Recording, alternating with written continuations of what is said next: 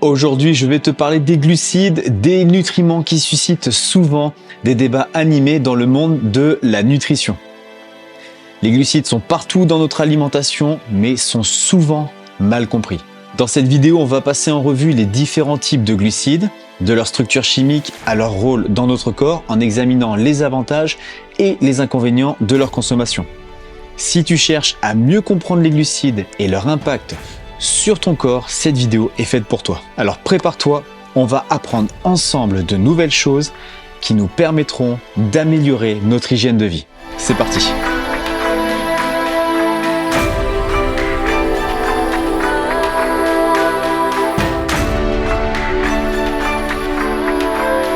Les glucides font partie de la famille des macronutriments.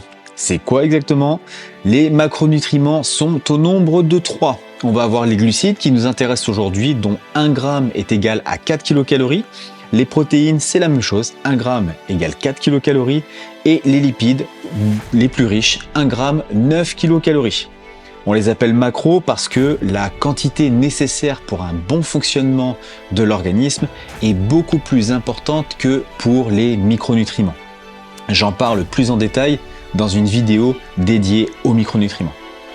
Les macronutriments ont un rôle commun, ils sont le GPL du corps. C'est un moyen mnémotechnique pour G, glucides, P, protéines et L, lipides. Le GPL qui veut dire que ça apporte l'énergie nécessaire à notre organisme. Lorsque tu entends parler de calories, les macronutriments sont forcément concernés. Info supplémentaire, l'alcool est aussi une source de calories. 1 g d'alcool égale 7 kcal. Il ne fait bien sûr pas partie des macronutriments. C'est une source de calories vides, c'est-à-dire qu'elle n'apporte rien à l'organisme d'utile pour son bon fonctionnement. Les glucides, c'est quoi? Les glucides sont une source d'énergie. C'est la source même principale d'énergie pour notre corps. Notre organisme stocke les glucides dans le foie et les muscles après avoir été dégradés et transformés en glucose puis en glycogène. Dans le foie, il est stocké pour fournir du glucose dans le sang en cas de besoin, tandis que dans le muscle, il est plutôt utilisé comme source d'énergie pour la contraction musculaire.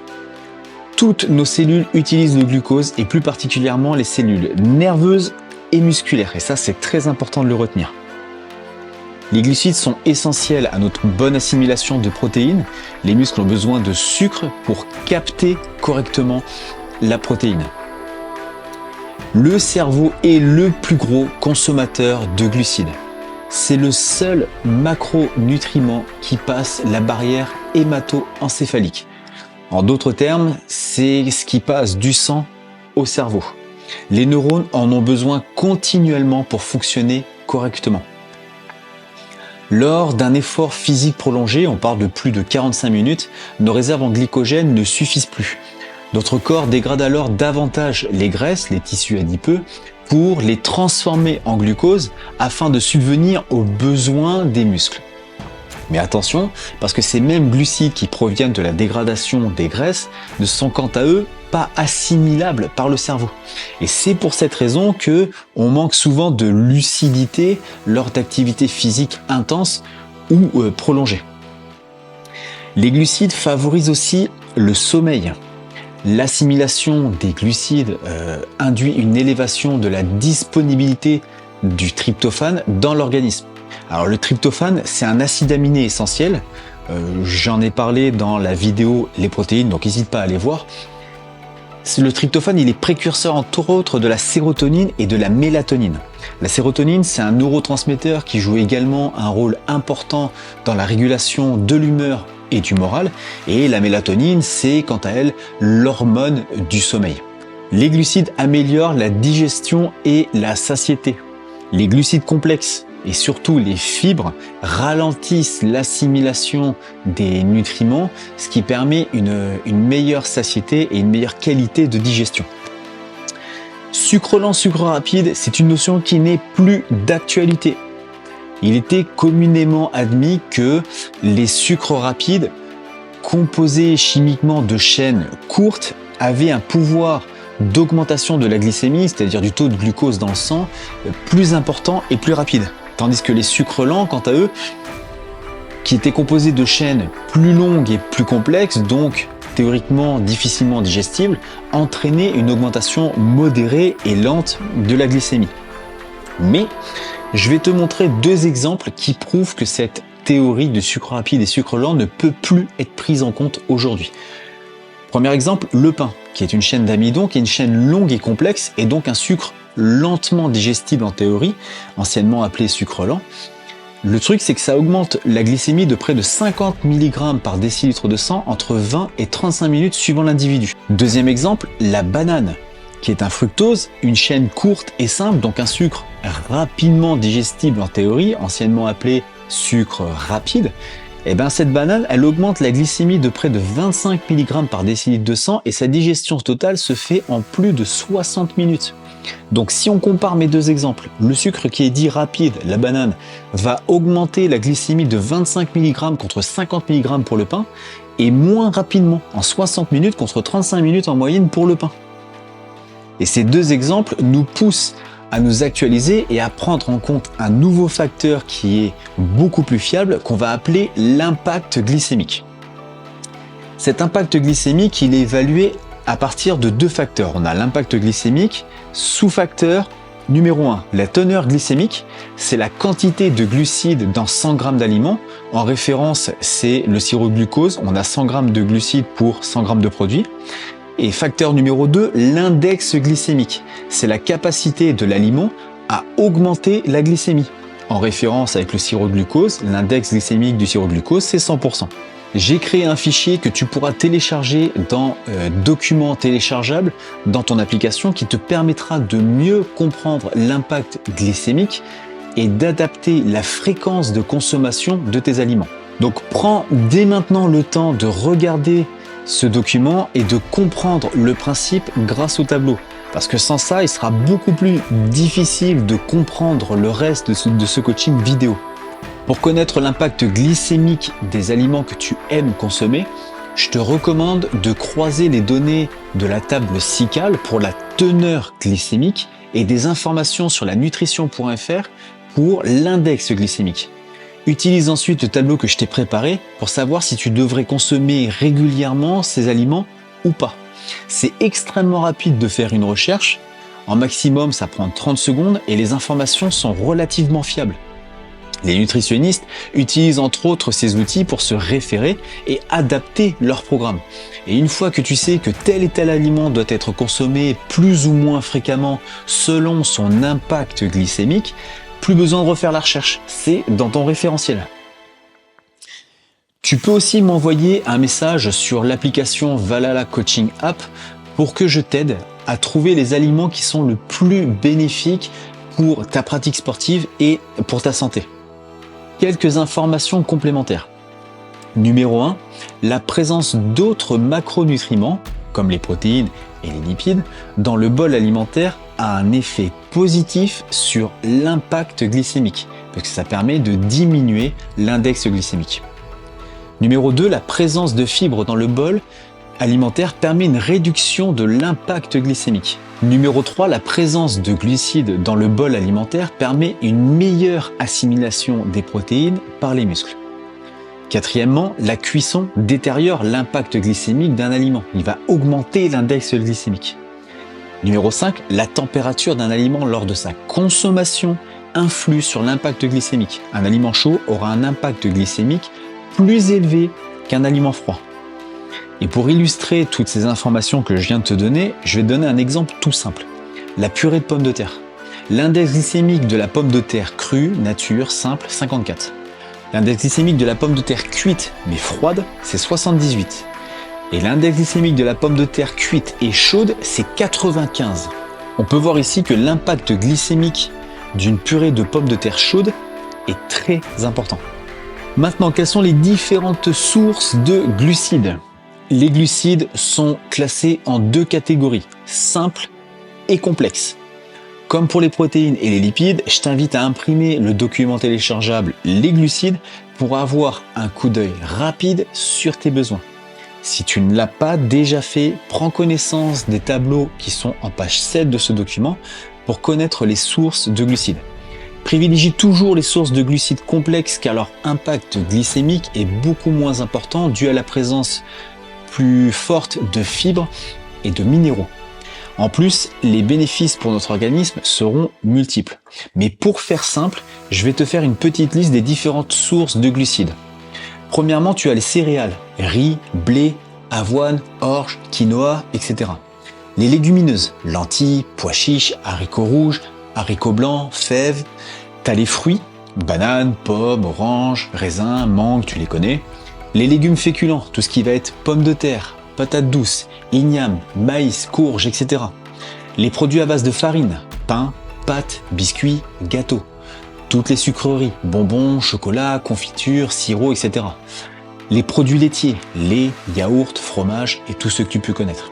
L'aspartame et les autres édulcorants. Les édulcorants, ce sont des substances qui permettent d'apporter un goût sucré qui est parfois même plus intense que le sucre lui-même. Et de nos jours, les édulcorants sont privilégiés au sucre dit naturel, dans le cadre d'une perte de poids, parce qu'ils n'apportent pas ou très peu de calories. En théorie, cette alternative, elle peut sembler intéressante, puisque dans le cadre d'une perte de poids, la balance énergétique, c'est-à-dire apport calorique, dépense calorique, est favorable. Mais seulement, des études ont prouvé que les édulcorants sont non seulement néfastes pour la perte de poids, mais ils sont aussi et surtout dangereux pour la santé, surtout lors d'une surconsommation, et j'insiste sur ce point. Donc quels sont les effets des édulcorants sur notre organisme lorsqu'on est dans une surconsommation ? 1. Ils vont créer une résistance à l'insuline. Le goût sucré stimule le thalamus, le noyau du cerveau, on en a parlé tout à l'heure, et cette stimulation provoque une production d'insuline pancréatique, même s'il n'y a pas de sucre à proprement dit dans l'aliment. Et une exposition importante, voire fréquente d'une cellule à l'insuline va rendre cette cellule insulino-résistante. Plus une cellule est dite insulino-résistante, plus le risque de diabète de type 2 est important. En plus, le taux d'insuline est élevé, plus le métabolisme transformera le glucose sanguin en graisse corporelle. Deuxième facteur, il crée une résistance à la dopamine. C'est exactement le même cheminement que pour l'insuline. Un organisme qui est résistant à la dopamine va créer une sensation de manque en général, une humeur dégradée, voire une dépression, un manque de satisfaction chronique, des envies de boissons sucrées. Facteur numéro 3, il dérègle la régulation de l'appétit. Comme un message chimique d'apport en sucre est envoyé par le cerveau, ce dernier comprend qu'il va y avoir un apport calorique une fois la digestion faite. Le cerveau comprend que la promesse calorique faite par les édulcorants n'est pas tenue. Et donc le cerveau va renvoyer une demande de sucre afin de satisfaire ses besoins. Donc en résumé, les édulcorants rendent accro au goût sucré et appellent le sucre. Donc les édulcorants ne sont pas directement néfastes pour le corps, c'est-à-dire que consommés en quantité très raisonnable, tu ne compromettras pas du tout ta santé. La prise d'édulcorants doit être plus rare que le sucre naturel. Attention non plus à ne pas diaboliser les édulcorants. C'est une bonne alternative aux boissons sucrées, par exemple, lorsqu'on est en transition pour diminuer ces dernières, par exemple. Quelle quantité de glucides je dois consommer et quel va être mon apport calorique ? L'OMS recommande une consommation journalière en glucides correspondant à 50% de notre apport journalier.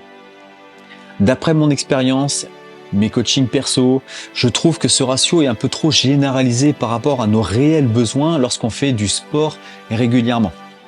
Donc voici ce que je te recommande. Après avoir calculé tes apports caloriques grâce aux protéines et aux lipides, regarde bien les fiches et les vidéos sur les protéines et les lipides, il te restera plus qu'à calculer le ratio nécessaire pour tes glucides. Avec l'exemple que j'ai donné dans les 2 premières parties sur les macronutriments, ça donnait ça. Je veux faire 80 kg, donc pour la partie protéines, je vais essayer de consommer 80 fois 1,5, ça donne 120 g de protéines par jour, en sachant que 1 g de protéines c'est 4 kcal, l'apport calorique pour les protéines c'est 480. Au niveau des lipides, je veux faire 80 kg, je vais donc consommer 80 g de lipides par jour. 1 g de lipides c'est 9 kcal, je prends mes 80 g par jour par 9 kcal, ça fait 720 cal. Ça me donne en tout 720 pour les lipides plus 480, 1200 calories apportées par les 2 premiers macronutriments.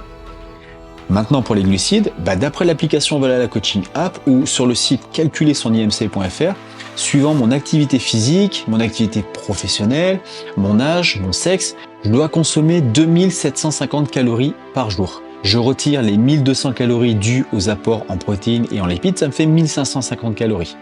En sachant que 1 g de glucides c'est 4 kcal, je prends les 1550, je divise par 4, ça me fait 387 g de glucides par jour. Donc d'après l'exemple, tu dois consommer chaque jour 120 g de protéines, 80 g de lipides et 387 g de glucides. Tu n'as plus qu'à rentrer toutes ces informations dans ton application, dans l'onglet Journal, Nutrition, Réglages en haut à droite, Objectifs nutritionnels. Et voilà, ton application, elle est calibrée pour que ton alimentation soit adaptée à tes besoins. Tu fais le test pendant 2 à 4 semaines, puis tu recalibres les quantités en fonction des résultats que tu as obtenus. Maintenant, quels sont les risques de carence et de surconsommation en glucides? Les symptômes d'une carence en glucides sont les suivants. Le malaise, souvent ce qu'on appelle un peu l'hypoglycémie, fatigue physique et ou intellectuelle, irritabilité, diminution du développement et de l'activité du système nerveux, une perte de poids trop rapide et une constipation. Dans les cas les plus rares, on a même un risque de lithiase urinaire, c'est-à-dire une présence de cailloux dans les urines, et même une augmentation de la cétone. Le manque de glucose pour le cerveau, qui est le carburant numéro 1, va augmenter la production de cétone, qui est un autre carburant pour le cerveau. C'est une réaction normale d'adaptation du corps à un manque sévère de glucides. Et seulement un taux de cétone trop important dans le corps peut provoquer une perte de densité osseuse et d'autres maladies dues à une acidification du corps. Mais je tiens à te rassurer, une carence en glucides est quasiment impossible dans un pays occidental, à moins de faire des performances d'endurance de très haut niveau ou de développer des TCA, des troubles du comportement alimentaire. Auquel cas, un suivi par un professionnel de santé est fortement recommandé dans les 2 cas. Attention cependant à la surconsommation de glucides, qui peuvent provoquer caries dentaires, surpoids et obésité, augmentation de l'appétit, cholestérol dû à une augmentation du taux de triglycérides sanguins. Ça signifie qu'une consommation seule de graisse saturée n'est pas le seul facteur à une augmentation du mauvais cholestérol dans le sang. Hyperinsulinisme bien sûr, diabète de type 2 et cancer. D'ailleurs par rapport à ça, le biologiste allemand Otto Heinrich Warburg a découvert que le métabolisme des cellules cancéreuses était dépendant du sucre. D'ailleurs, le scanner PET ou TEP en français permet de détecter le cancer dans l'organisme en mesurant les régions qui consomment le plus de glucose. Si dans une région du corps, on note une consommation excessive de glucose, il est probable qu'il s'agisse d'une cellule cancéreuse.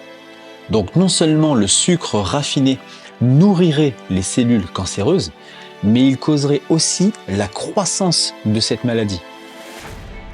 Il n'est pas encore prouvé scientifiquement que le risque d'autres cancers soit lié à la surconsommation de sucre, mais pour l'instant. Donc si je dois résumer cette vidéo, premièrement, les glucides sont la source principale d'énergie pour le corps et le cerveau. Deuxièmement, tous les glucides sont assimilés plus ou moins rapidement par l'organisme, seul l'impact glycémique diffère d'un glucide à l'autre. Troisième point, la consommation excessive d'aspartame et d'autres édulcorants, malgré le manque de calories, augmente le risque de surpoids et d'autres déficiences. Quatrièmement, pour calculer tes apports en glucides, tu dois d'abord trouver tes apports pour les autres macronutriments, ainsi que ton besoin calorique journalier. Tu soustrais l'un à l'autre et tu divises le tout par 4, comme je t'ai expliqué tout à l'heure. Cinquièmement, non seulement le sucre raffiné nourrirait les cellules cancéreuses, mais il causerait aussi la croissance de cette maladie. J'espère que le sujet t'a plu et que cette vidéo te permettra d'atteindre tes objectifs.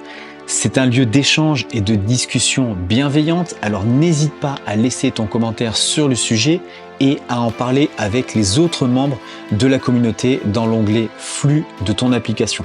C'était Steven de l'application Valhalla Coaching. Prends soin de toi. Bisous.